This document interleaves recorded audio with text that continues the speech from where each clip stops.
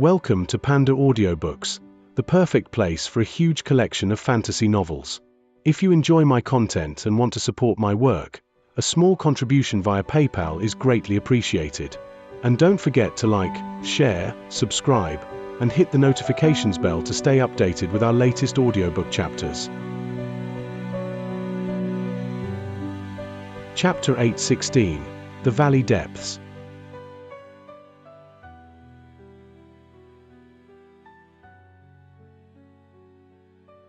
After glancing at everything in front of him, Han Li couldn't help but wear a peculiar expression and mutter, "This is the valley depths." At the bottom of a steep 3-kilometer tall cliff, there was a small cave that he just emerged from not long ago. Marquis Nanlong and Lu Weiying stood side by side as they glanced at the scene before them, both of them wearing odd expressions. There a huge mountain range before them with countless mountains of varying sizes. It reached out as far as the eye could see. Additionally, the world that surrounded them had areas glowing with rainbow light, be it sky or earth. The areas of rainbow light varied in size, with some reaching several kilometers in size, covering the sky, while the small ones were only about a meter large and shined with weaker radiance, but all of them were extremely beautiful. What caused Han Li and the others to be astonished was not the clouds of light, but the chaotic nature of the spiritual sense around them. Regardless of the attribute of spiritual qi, they all mingled together and gave people a feeling of immense unease, as if the very world would lash out at them with a single wrong move. Marquis Nanlong sighed after recollecting his thoughts and said, "This place is certainly where the ancient cultivators fought. The worldly spiritual qi is thoroughly destroyed here. As a result, it will have an influence on any of our techniques." Han Li wryly smiled and pointed to the sky. "That is only a secondary concern. That is what is going to be most troublesome." About a kilometer above them in the sky, there was a group of over 10-foot-long arcs of white light floating there. It greatly startled Marquis Nanlong and Lu Weiying when they clearly saw what it was. Lu Weiying shouted in astonishment, "How can there be so many spatial tiers? And how can they wander?" Marquis Nanlong's expression also grew unsightly. After noticing Marquis Nanlong's change in expression, Han Li chuckled and said, "This should be expected. Since this was the battlegrounds of ancient cultivators, there should be more spatial tiers here than the outside. Why else would so many nascent soul cultivators enter only to never return? We can only rely on Master Kang Kuan's map on the path forward, or else. Brother Han does make sense. We definitely can't take any risks and tread off the path. Else, there may be some invisible spatial tears there." However, there was still much to fear from the wandering spatial tiers, but so long as they paid attention to them, they shouldn't pose much danger. After saying this, the Marquis regained his calm. Lu Weiying tensely frowned as he stared at another filled with spatial tiers. He pensively mentioned, "However, the number of these spatial tiers is over 10 times greater than that on the outside. Those words only apply if the invisible spatial tiers don't wander as well. If the invisible spatial tiers roam and scatter like the visible ones, then Master Kang Kuan's map might not also be very safe."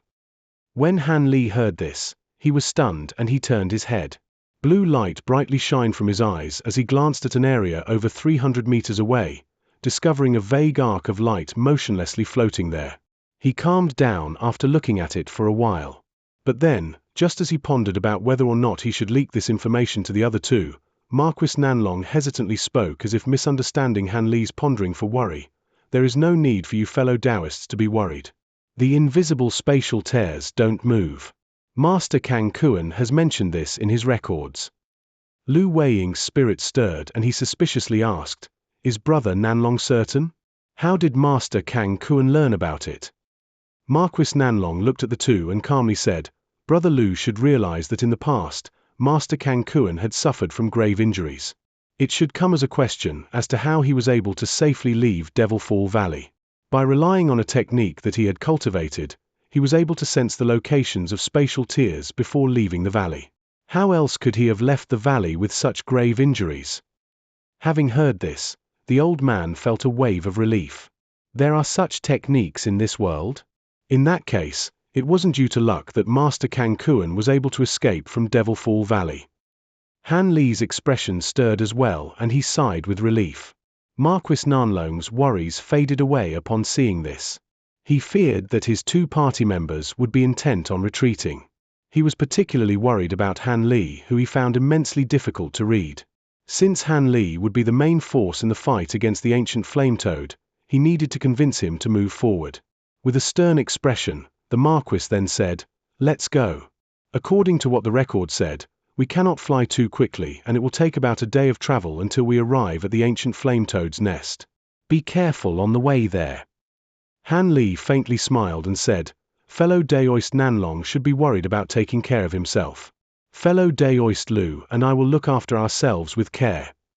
Old man Lu nodded in agreement. Satisfied, Marquis Nanlong said, "Then let us set off. We've wasted enough time as it is." He then recognized his bearings and wrapped himself in a ball of light before slowly flying off. Han Li and the old man glanced at each other and also took to the air. They closely followed after Marquis Nanlong without taking even a step off track. If they flew even a few meters off course, it was possible they could wander into a spatial tear of an ancient restriction. As such, the party was undoubtedly careful. The path taken along the way was incredibly strange. There were times it would go straight and others where it would move in an entire circle. But regardless, they would stop every 2 hours and make sure of their location before continuing forward. Additionally, Marquis Nanlong didn't look at any jade slips on the way. It was clear he had already memorized the path. Han Li maintained a neutral appearance, but on the way, he was memorizing every step of the path back. As such, if there were any unexpected development, he would have a path to flee for his life. He reckoned that Lu Weiying was most likely doing the same. After all, cultivators who mastered the basic elemental cultivation arts gained perfect memory. Remembering some directions was an effortless task. Their flight continued for almost an entire day and they hadn't encountered any danger. Han Li felt at ease, believing that the Marquis had acquired the genuine route that Master Kangkuan had used when traveling through Yellow Maple Valley. As Han Li continued memorizing the path while following Marquis Nanlong, he diligently scanned his surroundings with his spiritual sense. He reckoned that he encountered at least 4 areas that were guarded with formidable restrictions along the path. There were also a few areas that seemed amiss. He wasn't able to determine whether they were spell formations of abnormalities produced from spiritual qi fluctuations. Han Li was quite curious about these areas as he knew that they were likely to contain treasures left behind from ancient cultivators. Although Han Li felt eager excitement to explore these areas, he restrained himself. Although Han Li possessed some understanding of certain ancient cultivator restrictions, he also knew full well ancient were incredibly formidable. Only spatial tears posed a greater danger than they did. Even with his bright sight spirit eyes being able to see through, there was still a significant chance of him provoking a profound spell formation. Currently, common ancient treasures no longer tempted him. Having entered the valley, so long as he acquired the core of the ancient flame toad, the remnant treasures of the ancient cultivator, the spirit kindle fruit, and the tailstar silver, it can be considered that he had reaped massive gains. With the benefits and drawbacks considered, Han Li abandoned any intention of doing anything dangerous. Then, his gaze was drawn over to Lu Weiying. The old man wore a sullen expression and he occasionally glanced into the distance. Han Li noir li siga. It seemed that if the old man couldn't acquire the items he wanted from the ancient cultivator remains, he would most likely have to search the valley depths. It wasn't a matter of greed, but rather desperation. Han Li knew that if his lifespan also reached his end, he would also take the risk. After all, if he succeeded, his life would be prolonged and his cultivation art would advance. As Han Li considered this, he couldn't help but a trace of sorrow. At that moment, Marquis Nanlong ceased flying and looked to the area in front of him, his expression wavering. Han Li frowned at the sight of this and faintly felt a sense of dread. He glanced around him and he immediately stared at Marquis Nanlong's back in silence. Below them was a small mountain that was over 300 meters tall. It was entirely unremarkable. Ahead of them was an extremely tall mountain range. It was clearly said that it would take a day's travel to reach the nest of the ancient flame toad, but they hadn't flown long enough, so it was clear this wasn't their objective. Lu Weiying was puzzled by this sudden stop. Appearing surprised, he puzzlingly asked, "Brother Nanlong, what happened? Why aren't we moving forward?" When Marquis Nanlong heard this, he slowly turned around to look at his other 2 party members. He bitterly smiled and said, "It seems we've encountered a problem. We might need to brave a bit of danger." The old man's expression blanked and he bewilderedly said, "Brother Nanlong, what do you mean?" Han Li stroked his nose, but he remained silent. However, he also wore a curious expression.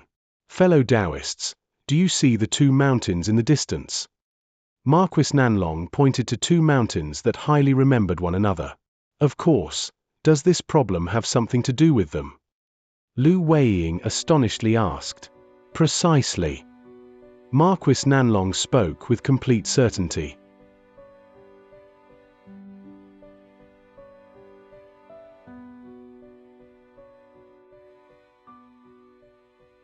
Chapter 8:17. 10 Supreme Poisons.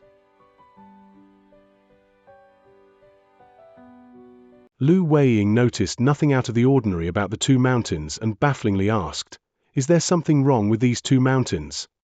"From now on, we're setting off to one of those two mountains. The point where they join together will be the ancient flame toad's nest. However, there is a group of soaring purple-eyed scorpions that dwell on the left side of the mountain range. Although they only number in the tens, each one of them is ferocious. I fear that we will most likely alarm them. It will be quite troublesome." Lu Weiying shouted in alarm, "Soaring purple-eyed scorpions? Those fearsome insects that eliminated all the cultivators of the Ocean Mist sect in the state of Xianxia." When Han Li heard the name soaring purple-eyed scorpions, he felt a wave of shock. Marquis Nanlong sighed and said, "That's right. It's those vicious insects. Additionally, this lot is much more fearsome than the swarm that emerged in the state of Xianxia. They've lived for tens of thousands of years and their bodies are entirely black-purple." Lu Weiying lost his composure and glared at Marquis Nanlong. He bluntly said, "Fellow Daoist Nanlong, don't tell me you're joking? How could we afford to provoke purple-eyed scorpions? If there were only 2 or 3 of them, we could deal with them if we were careful, but there are over 10 of them. Wouldn't we be sending ourselves to our deaths if we approach them?" The Marquis wore a helpless expression and explained, "There is one other path, but it is even more dangerous. The other path is filled with a large number of invisible spatial tiers. It isn't something that we can tread through. Since we can't identify the location of the invisible tiers, the purple-eyed scorpions is definitely the safer option." Lu Weiying remained dumbfounded for a long while. Needless to say, purple-eyed scorpions were preferable to spatial tiers, particularly invisible ones. When Han Li heard of the invisible spatial tiers, he looked into the distance and his gaze began to wander. Han Li finally broke his silence and spoke with a wry tone. It seemed the Master Kangkuan had taken the path with the spatial tiers. He should have been able to avoid them with his abilities. When Marquis Nanlong heard this, he bitterly smiled and said, "Brother Han is right. Without Master Kangkuan's abilities, we have no way to safely avoid the spatial tiers. In comparison, a battle with the purple-eyed scorpions is far less dangerous." Lu Weiying strongly shook his head and said, "That won't do. We definitely cannot fight the purple-eyed scorpions. You only heard of what had happened in the state of Xianxia, but I personally took part in the purple-eyed scorpions' extermination as a representative of the Heaven Peak sect. They are fearsome beyond your imagination. Provoking all of them at once is a death sentence." The old man's fear towards the scorpions was beyond what Marquis Nanlong had anticipated. He originally believed that they would have prevailed over the scorpions despite a bit of challenge. Now, he wore an expression of hesitation. At that moment, Han Li frowned and began to recall the information of the purple-eyed scorpions from the exotic insect rankings. Soaring purple-eyed scorpions were ranked 14 on the rankings of exotic insects, close to the ranking of gold-devouring beetles. If it weren't for the small number of eggs that the scorpions laid and their limited numbers, their ranking would likely be above the gold-devouring beetles. Although they didn't have the same ability to devour everything like the gold-devouring beetles, their defenses were about the same and couldn't be harmed by ordinary magic treasures. Additionally, their speed was amazingly fast and they were incredibly venomous, earning them their high position on the exotic insect rankings. Not to mention that these purple-eyed scorpions had resided in Devilfall Valley for countless years. They had already reached the peak form of maturation where their bodies turned black-purple. However, It appeared Marquis Nanlong only knew a smidgen on how fearsome these insects were. Contrarily, the old man had witnessed their power before and paled at the mention of them. As Marquis Nanlong's expression turned gloomy, Han Li coldly chuckled. Marquis Nanlong had only mentioned the purple-lined scorpions after they've arrived this far. It seemed it wasn't done out of any good intentions but to keep them from fleeing. Since they had arrived so far, they would both feel reluctant at returning without having made any gains and feel obliged to face the danger. Han Li continued weighing his options as he considered the danger of dealing with the purple-lined scorpions and what there was to gain. After all, he would have to reveal his abilities to see through spatial tiers in order to take the other path. As it was his most crucial ability for guiding him through the valley, he wouldn't tell it to others unless it was absolutely necessary. While Han Li pondered with a lowered head, Lu Weiying stood in place with a gloomy expression, fear betrayed from his eyes. Marquis Nanlong also glanced at the mountains with the purple-lined scorpions with a wavering expression. For a time, the three stood in place without knowing whether to advance or retreat. After a long spell of silence, Han Li's expression stirred and he lifted his head to reveal a slight smile. Although Marquis Nanlong and Lu Weiying appeared absent-minded, they were closely paying attention to the actions of their companions and noticed Han Li's movements. Marquis Nanlong immediately turned his head to look at Han Li and he asked, "What? Could it be that Brother Han has a good idea?" A trace of hope could be heard from his tone. Lu Weiying also turned to look at Han Li with excitement. However, Han Li didn't immediately reply. Instead, he grasped Hai's storage pouch, taking out a small green bottle. He asked, "Have you two fellow Taoists heard of the 10 supreme poisons?" Lu Weiying said with a start, "The 10 supreme poisons? I've heard of it before. I heard that they possessed an inconceivably venomous. Even if cultivators like us were to make contact with the poison, we could come to an immediate end. I have heard that Wei Wuya mainly cultivated venomous techniques, allowing him to utilize one of the 10 supreme poisons, corpse venom. When other cultivators fight him, they dare not to grow too close to him or they would risk perishing without warning." Marquis Nanlong looked at the small bottle in Han Li's hand and quickly said, "However, I heard that a few of the 10 supreme poisons had other miraculous uses apart from their deadly applications. Could it be that fellow Daoist Han has one of these poisons?" Han Li raised the small bottle and explained, "It seems there is no need for me to say anything. You've already guessed it. This bottle contains one of the 10 supreme poisons, jade dove. It is said that this poison is refined from the saliva of a demon bird with a jade beak." Brother Han means to say. A trace of happiness appeared on Lu Weiying's face. Han Li promptly answered, "The purple-lined scorpions may be durable, but so long as we use the poison to draw them away from the mountains, it will give us the opportunity to cross it." "How can we draw them away with the poison?" "Oh, he. I forgot that fellow Daoist was skilled in puppet techniques. Smearing a few puppets with the poison will be enough to attract the scorpions." At that moment Marquis Nanlong wore a smile. Once that was said, Han Li's expression remained unchanged as he mused. "Marquis Nanlong speaks of the matter quite easily and has pushed the matter completely onto me with only a few words. Rather, his eternal flight orioles would do just as well. Last time, several of my puppets were destroyed in the fight against the huge python." Although Han Li felt somewhat dissatisfied, he calmly nodded. Because this was but a small matter, he wasn't going to have a falling out over it. After all, they were still only halfway to their objective, and the poison was originally one of the treasures left behind by Master Kang Kuan after all. With Han Li's medicinal experience, Han Li was to recognize the poison with a single smell and he immediately put it away. Now that he thought about it, it was quite possible that Master Kang Kuan had left behind the poison in preparation to deal with purple-lined scorpions. However, it seemed excessively affectionate and out of character for Master Kang Kuan to think of scheme every step for his descendants to acquire treasure. Having recalled Master Kang Kuan's ruins, he recalled a portrait of the three-headed six-armed demon beast, feeling that there was something mysterious about it. Since Marquis Nanlong has previously said that he was a descendant of Master Kang Kuan, he should know something of it. But regardless of whatever there is that is amiss, Han Li was only cared with acquiring the core of the ancient flame toad. He wouldn't involve himself in matters that didn't concern him and risk attracting problems to himself. As Han Li came to this conclusion, his hands continued to move. With a casual slap of his storage pouch, he summoned 5 streaks of light from his storage pouch, revealing themselves to be huge ape puppets. Han Li promptly took out several small jade bottles and poured in a drop of the jade dove poison into each of them before properly sealing the bottles. He then gave them to the ape puppets for them to tightly grasp. Then, under the guidance of Marquis Nanlong, Han Li ordered his huge ape puppets to silently make their way to the left mountaintop. After they made it part of the way, Han Li turned to his party and said, "Let us set out too. We can't be too far away from the puppets. When the puppets attract the scorpions, we'll have to move as quickly as possible across the mountain or we may miss our chance."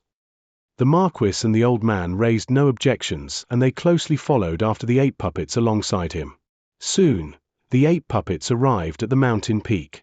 Han Li and the others were a couple kilometers away in concealment. At that moment, the ape puppets used the entirety of their strength to crush the small bottles in their hands. Suddenly, a putrid smell immediately spread through the mountain and the ape puppets flew off to one side of the mountain.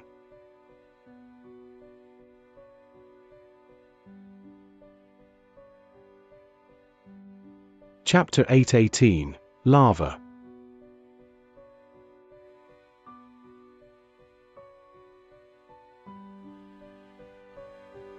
Although Han Li's plan seemed reasonable, it wasn't guaranteed that the poison would have any effect. As a matter of fact, Han Li wasn't completely certain of the poison itself. After all, everything he knew of the 10 supreme poisons was from records.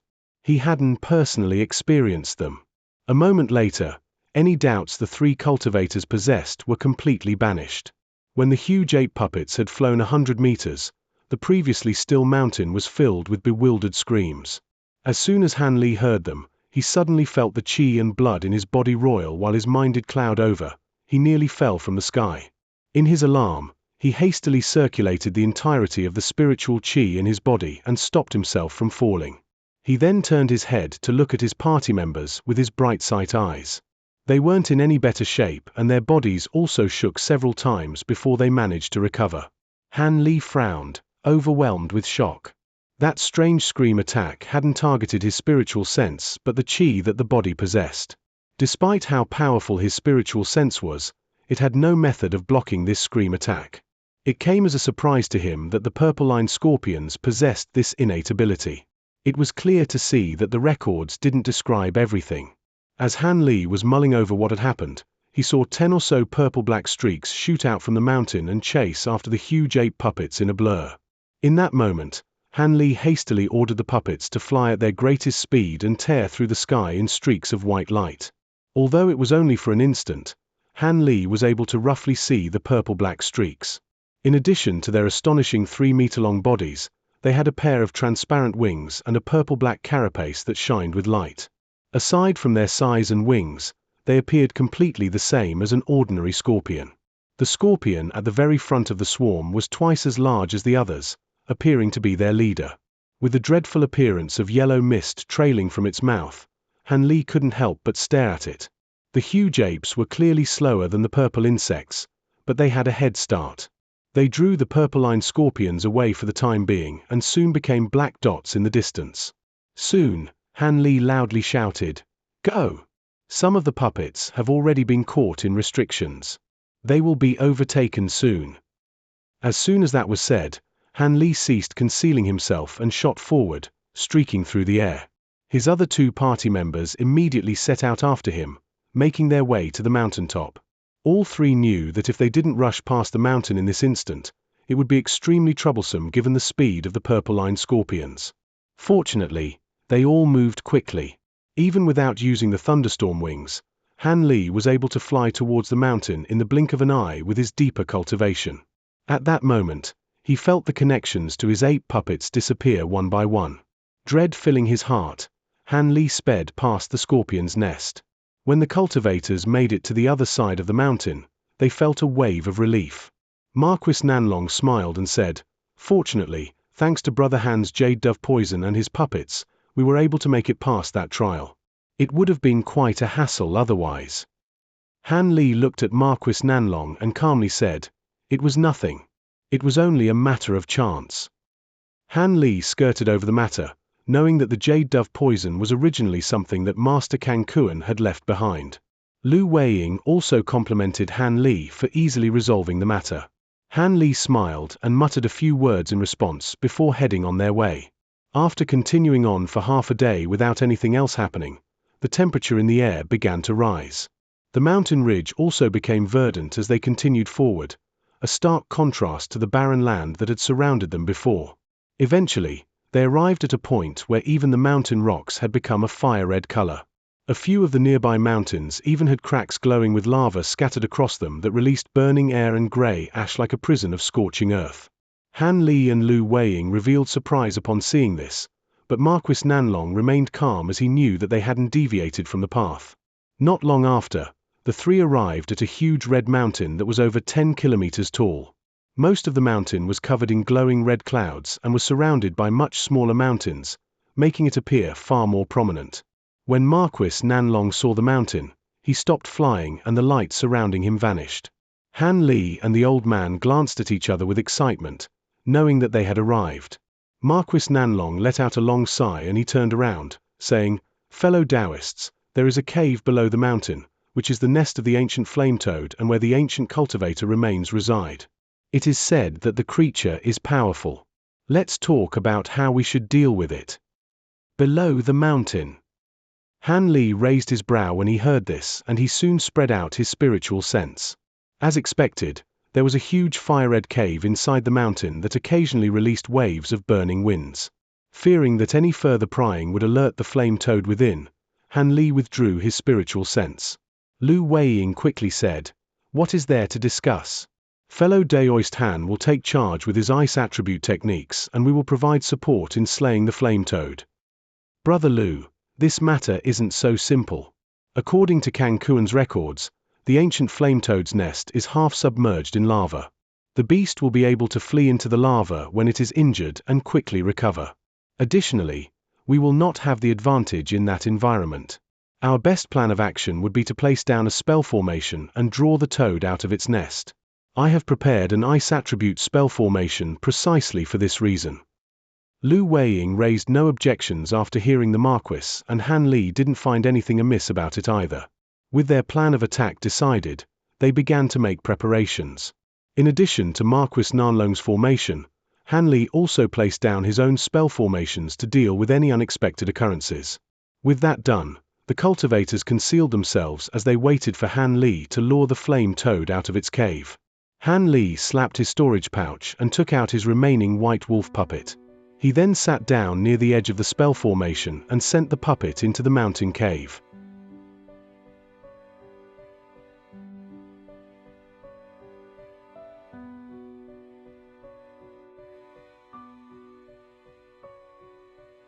Chapter 8:19, Law.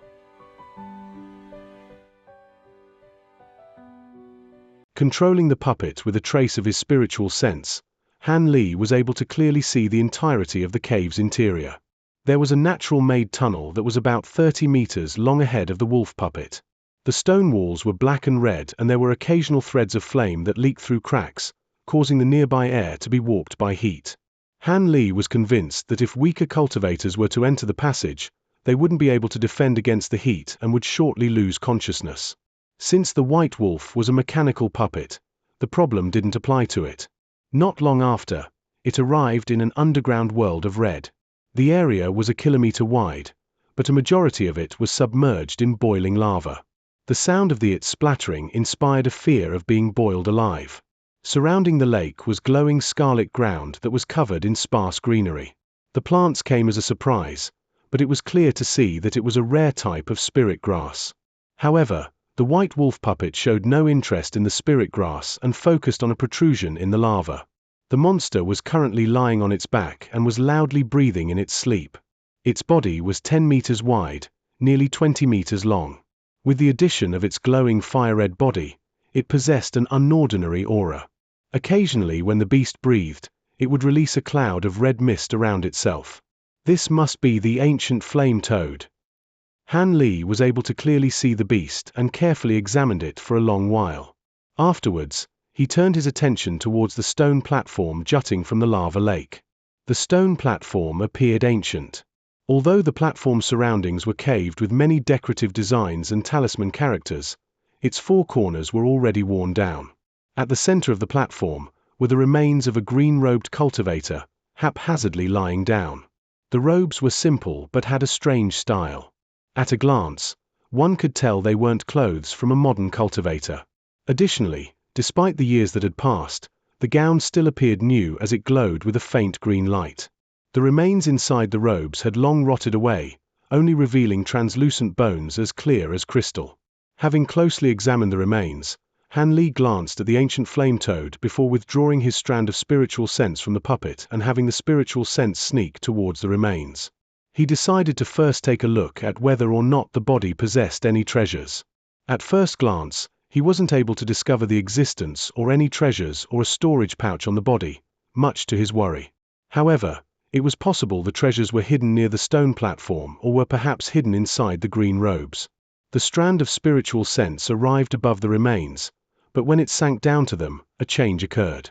The green robes brightly shone and created a barrier of green light around it, repelling the strand of spiritual sense and causing a wave of odd spiritual chi fluctuations nearby.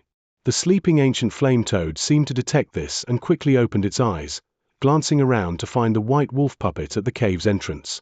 Not good. Han Li shouted in his mind. The strand of spiritual sense immediately returned to the wolf puppet and the puppet hastily turned around and fled in a streak of white light. At that same time, the round flame toad flipped over and leaped into the air before landing on a huge rock in a crouched position. It glanced at the white wolf's afterimage and furiously croaked. Soon after, it pounced off the rock and chased after the puppet while enveloped in a red mist. The ancient flame toad is on its way. Be on guard. Hidden near the spell formation, Han Li's lips moved as he sent a voice transmission to his two party members. Their faces froze as they glanced at the mountain from a distance. A white streak shot out from within and directly flew towards the party of cultivators. A moment later, a ball wrapped in red mist flew out from the cave, closely chasing after it. Its speed was just as fast as an early nascent soul cultivator. Han Li's expression stirred at the sight of this. Fortunately, the white wolf puppet was specialized in speed, otherwise it might not have been able to lure it out. With that thought, Han Li willed the wolf puppet to rush at full power without regard to the puppet's integrity. Afterwards, he flipped his hand to summon a ball of blue flame into his palm. When the other two cultivators saw this, they prepared their magic treasures with serious expressions as they quietly waited next to the spell formations. While the distance between the cultivators and the huge mountain appeared great, the white streak and the ball of fire-red mist crossed the distance in the blink of an eye. A stern expression then appeared on Han Li's face as the blue flame in his palm roiled, growing larger. But when the white streak arrived near the spell formation and was just about to rush inside, the flame toad seemed to grow impatient. It loudly croaked and spat out a scarlet fireball while it was still over 100 meters away. When the fireball left its mouth, it wasn't even the size of a head, but when it reached 10 meters out, it suddenly expanded to a gigantic size and overtook the white wolf puppet in a storm of raging flames. Soon, the puppet released a muffled explosion from within the flames. The flames traveled incredibly quickly and not even a single trace of the puppet remained behind. Han Li was shaken by the sight of this. The toad's demonic flames were at least an entire level beyond a cultivator's nascent flame. He grew doubtful about whether or not his celestial ice flames would be able to restrain it, but he wasn't too worried. After all, he still had two even more ferocious methods to slay the beast, the purple apex flames and the aureate sword formation. Not to mention that he would be able to slay the beast if he released all the core formation grade puppets he possessed, but in doing so, he would take a massive loss. The puppets would likely prove far more useful in other situations. At that moment, the flame toad croaked with satisfaction at having killed the enemy that intruded upon its lair. Then in a blur of red mist, it turned around in a preparation to return. In that moment, the three cultivators glanced at each other with dismay. Han Li felt particularly anxious. Since the flame toad's core was a matter of life and death for Nangong Wn, Han Li couldn't allow it to escape. A harsh expression on his face, his figure blurred and he shot towards it in a streak of azure light, his lone figure appearing at the edge of the spell formation. Marquis Nanlong and Lu Weiying were stunned when they saw this, but they soon realized what Han Li planned. Han Li's appearance had alarmed the flame toad just as he had intended. It quickly turned its head around and rigidly stared at the new enemy that had suddenly appeared close by. It remained motionless as it bewilderedly examined Han Li with one of its eyes. Han Li remained silent and simply raised the ball of flame in his hand while he slapped his storage pouch with his free hand. 6 balls of blue light dropped behind him, revealing themselves to be 10-meter-tall blue tortoise puppets.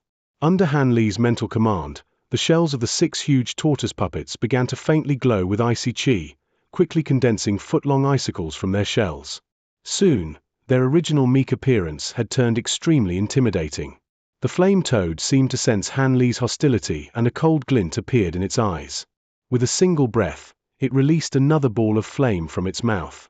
When Han Li saw the fireball expand and shoot towards him with overbearing force, he remained silent and promptly raised the hand holding the ice flames, intending on testing the might of the flame toad's demonic flames. Suddenly an ember of blue ice drifted forward and met the oncoming giant ball of flame. At that point, the flame toad's fireball had already expanded to 20 meters in diameter, but the ember of the celestial ice flames was only several inches long. At a glance, they didn't appear comparable in the slightest, but upon contact, the flames and blue light ruptured in an astonishing display.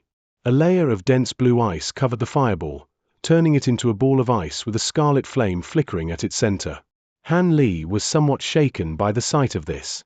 But when the ancient flame toad saw that its fireball was restrained, it was enraged and threw open its mouth, releasing hundreds upon hundreds of fist-sized fireballs in a furious barrage. Han Li pursed his lips and waved his hands. The 6 tortoise puppets lying behind him simultaneously shook their shells, launching the countless icicles that had condensed on their backs towards the barrage of fireballs. Explosions filled the air.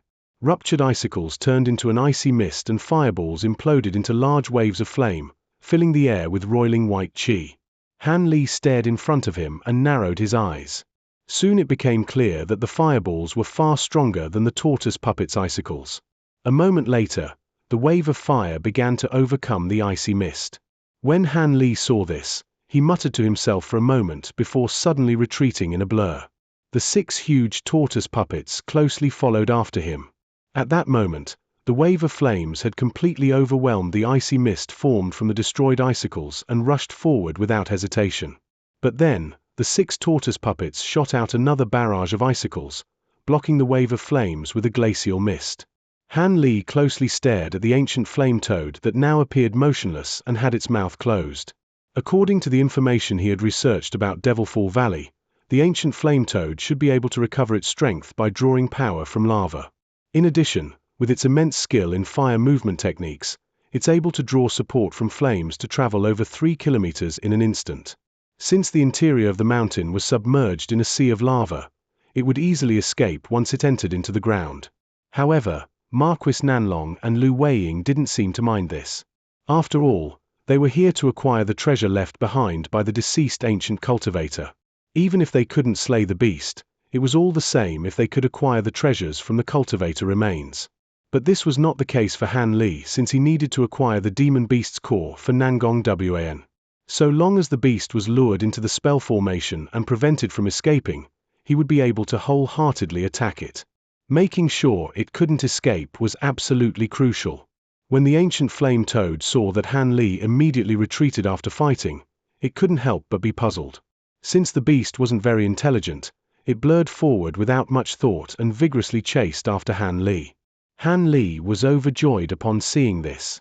After traveling a short distance, the flame toad became surrounded in a barrier of faint blue light.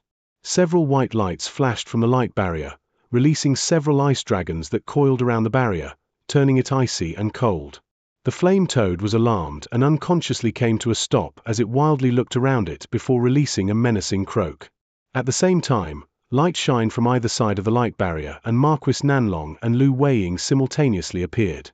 When the two saw that the flame toad was trapped by the spell formation, they began to unleash attacks without restraint.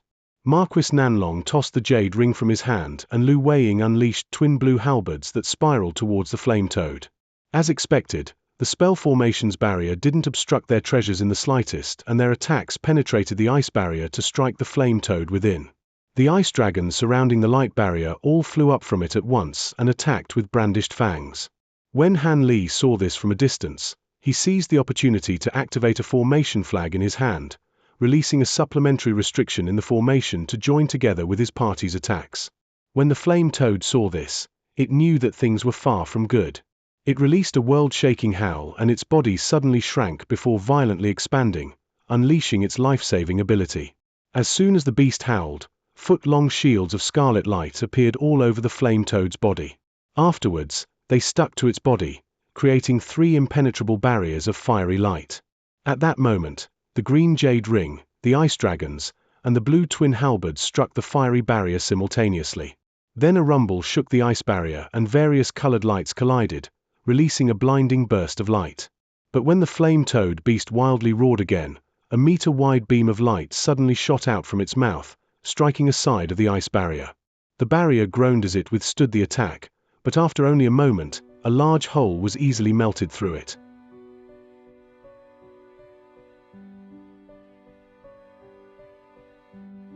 Chapter 8:20 Beast Slaying.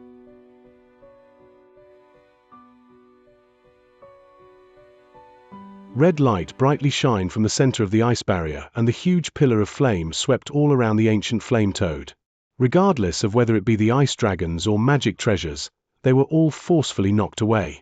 The ancient flame toad's silhouette could be faintly seen within the pillar of light. The column of flame quickly dispersed, and knowing that it was trapped, the ancient flame toad took advantage of this opportunity to attempt an escape. It transformed into a ball of raging flames and shot itself towards the hole it just made in the barrier. When Marquis Nanlong and Lu Weiying saw this, they hastily commanded their magic treasures to block the beast from escaping the spell formation, but they were too late. In the blink of an eye, it arrived next to the ice barrier, but then a sharp whistle erupted from the distance as soon as the toad's front legs left the barrier. The toad saw a streak of black light appear and sweep towards it. Immediately after, it felt a burning and icy sensation from its leg, suddenly discovering that a large portion of it was missing. The flame toad trembled for a moment before roaring with unbearable pain. Despite the beast's powerful abilities, it became overwhelmed by pain and promptly fell from the sky. Marquis Nanlong and Lu Weiying rejoiced at the sight of this and immediately commanded their treasures to surround the flame toad and unleash a flurry of attacks. The dark green ring blurred several times and transformed into several hundred phantoms, revolving around the flame toad in an attempt to restrain it. As for the twin blue halberds, they turned into 20-meter-long ice pythons in a flash of blue light before pouncing at the toad. Showing itself to be a great beast deserving the fear from Master Kang Kuan in the past, it showed no sign of being affected from having a missing limb and condensed a dense layer of small light shields around its body in preparation to receive the attacks. The green ring phantoms were incapable of growing any closer to the flame toad's body and restraining it. They were only able to strike at the light shields to little effect. As for the 2 ice pythons, they were able to restrain the fire element light shields with their own ice attribute attacks. With each pounce, they smashed another light shield, but the number of shields seemed endless and the attacks had little effect. But 6 beams of blue light soon joined the barrage of attacks, shattering the light shields with flashes of light. With a loud rumble, the ancient flame toad was overwhelmed despite its attempts to resist. When Marquis Nanlong saw this, he looked to the side in surprise, spotting Han Li who had appeared nearby at an unknown time. Han Li had his arm raised, black chi scattering from it. Behind him, there were 6 tortoise puppets that were each emitting bowl-thick beams of light that were striking the flame toad. Han Li turned his eyes to glance at the flame toad's severed limb that fell outside the ice barrier. Although it was separated from its body, it still glowed with red light and floated near the ice barrier as if it still possessed spiritual power. When Han Li saw this, his eyes betrayed a trace of astonishment. A moment ago when Han Li saw that the flame toad was about to escape from the ice barrier, he unleashed the Yin Devil Execution in a moment of desperation. However, he didn't expect that the flame toad would still be so tenacious and fierce after it fell. It was still able to endure even under the attacks of 2 nascent soul cultivators and 6 of his puppets. It was no wonder why Master Kang Kuan didn't dare to fight it while he was weakened. Lu Weiying shouted, "Fellow Daoist Han, those fire attribute shields surrounding his body are endless. I fear we will need you to restrain it with your ice attribute ability, or it will take too much time." The light shields shattered into mist as soon as they were destroyed, and after only a brief delay, the mist was sucked back into the toad's body and the light shields reappeared. It was no wonder why Lu Weiying's voice sounded apprehensive. Even without Lu Weiying pointing this out, Han Li knew what had to be done. With a wave of his sleeve, over 10 sparkling golden swords flew out from his sleeve. The swords revolved around him once before condensing into a 3-meter-long sword that glistened with golden light and released a chilling aura. Lu Weiying and Marquis Nanlong were puzzled upon seeing this. They had expected him to use that fearsome blue flame to deal with the flame toad, not unleash some flying swords. With the huge sword materialized, Han Li expressionlessly waved his hand. In a flash of golden light, the huge sword flew in front of Han Li. Then with breath, he blew a sliver of blue flame onto the huge sword, covering it in a layer of raging blue flame. He hesitated and then clapped his hands together before casting a spell seal, drawing out the divine Devilbane lightning from the sword. Thunder roared, raising countless thin arcs of flickering golden lightning from underneath the blue flames on the sword. A cold glint appeared from Han Li's eyes. As he pointed down at the flame toad, Han Li commanded, "Go." The air rumbled before the sword cleaved towards the flame toad in a streak of gold. After a series of violent but ineffective attacks, Marquis Nanlong's and Lu Weiying's pressure had begun to weaken, granting the flame toad an opportunity to catch its breath. Fire-red spiritual light pulsing from its body, it began to wildly expand as if attempting to break through the barrier with another attack. In the blink of an eye, the huge golden sword arrived at the flame toad's head, striking down as it left of thunder in its wake. The flame toad stared at the golden sword dropping towards it with green eyes and sensed that the sword posed a massive threat to it. Unable to continue expanding its stomach, it strangely croaked and spat out a sparkling scarlet fireball to meet the golden sword's attack. The fireball was only the size of a fist, but it was smooth and flickered with red light as if it were a huge pearl made of flame. As soon as it appeared, the air within the ice barrier became scorching hot. Demon core? It can't be. It isn't material. Han Li was initially frightened when he saw this, but was relieved to discover it wasn't a genuine demon core. After all, the flame toad should be too afraid of the consequences of actually using it.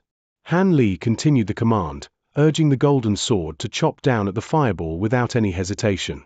With their enhanced sharpness and the might of their condensed numbers, Han Li believed the bamboo cloudswarm swords should be able to slice through it despite how odd the fireball appeared. With a bang, an astonishing scene occurred. As golden and fiery red light intertwined, the huge sword was only able to penetrate halfway through the fireball before the sword was forcefully blocked. What appeared to be contempt appeared in the flame toad's eyes and it howled, rupturing the half-cut fireball. A large expanse of the scarlet light spread out before instantly condensing into a 6-meter-long red python. It leaped up and suddenly coiled around the huge sword, holding it in a rigid grip and restraining it. Han Li was initially stunned, but he soon smirked. With his hands in an incantation seal, he pointed to the huge sword and it wildly flashed with golden light. Soon, arcs of lightning began to appear on the surface of the sword and they all struck the light python that was wrapped around the sword, forcefully repelling it. The huge sword took advantage of this opportunity to disappear with a tremble. A moment later, it made a reappearance above the ancient flame toad and struck down as blue flames surged from the sword's surface. Under the sword strike, the shields of light surrounding the flame toad were thoroughly frozen by the blue icy flames that surged from the huge sword and shattered. In a single breath, over 10 of the small shields were shattered and the huge sword continued downward, fiercely chopping down at the ancient toad's head. The flame toad didn't expect the situation to take such a dire turn. In its last attack, it had unleashed a fireball that condensed its body's essence flame, and without the chance to catch its breath, the huge sword had shattered its defenses and was cutting towards its head. Fear filled its eyes. Helpless, the flame toad could only open his mouth and launch its jet-black tongue from its mouth with a swoosh. At that same moment, it crouched on its hind legs, ready to leap. If it were an ordinary treasure blade, the beast's action would have had an effect. After all, its tongue was incredibly durable and would be able to block common magic treasures without much effort. However, the bamboo cloudswarm swords had been refined with auric essence and were far sharper than ordinary flying swords. As soon as the tongue touched the sword, it was cleaved through in a flash of golden light while the sword continued its descent. Slash! Just as the ancient flame toad leaped up 3 meters, its huge head spun as it flew off its body. Additionally, The light shield surrounding the toad soon scattered into ashes. When Lu Weiying saw this, he shouted with delight, "It's done!" Marquis Nanlong sighed and wore a smile. He then held his hands in an incantation gesture and walked towards the ice barrier. "Wait a moment!" Han Li coldly shouted, stopping Marquis Nanlong from deactivating the ice barrier. "What is it, Brother Han?" Marquis Nanlong wore a bewildered expression and unconsciously placed his hand on his storage pouch. Lu Weiying also glanced at Han Li, his face revealing a trace of vigilance. Han Li turned a blind eye to their actions and calmly said, "It's only that I've yet to confirm that the flame toad is truly dead. Please don't be too hasty, Brother Nanlong." "What? The flame toad is still alive?" Marquis Nanlong and Lu Weiying were shocked to hear this and hastily glanced down toward the ice barrier. They discovered that there was something strange about the flame toad. Its severed head and body were still glowing with light and floating in the air.